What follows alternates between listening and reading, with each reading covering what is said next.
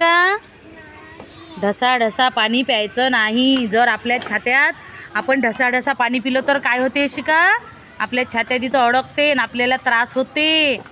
मग आपल्याला श्वासच घेता नाही येत आणि हॉस्पिटलमध्ये जावं लागते, डॉक्टरकडे जावं लागते की नाही.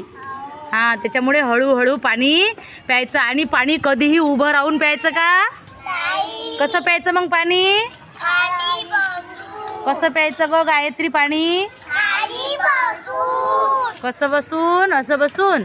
खाली बसून. उभ्यानं पाणी प्यायचं का? उभ्याने पाणी पिणं चांगलं नाही. आपल्या शरीरासाठी काय हानिकारक आहे? काय आहे? काय यशिका? हानिकारक आहे पाणी पिणं उभं राहून.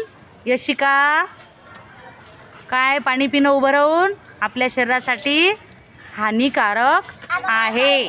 त्यामुळे बसूनच पाणी प्यायचं सगळ्यांनी. Very good. चला पाणी प्यायचं की नाही सर्वांनी? पाणी पिण्याची वेळ झाली. चला, मधली सुटी झाली, पाणी पिण्याची वेळ झाली. पाणी कशासाठी प्यावं लागते? पाणी कशासाठी पितो आपण? सांगा बरं. कधी पितो? आपल्याला थकलो की आपण पाणी पितो. आणि आपल्याला जर तहान लागली तर आपण काय करतो? तहान लागली की जेवतो का आपण? काय पितो मग? Very good. तहान लागली की आपण काय करतो?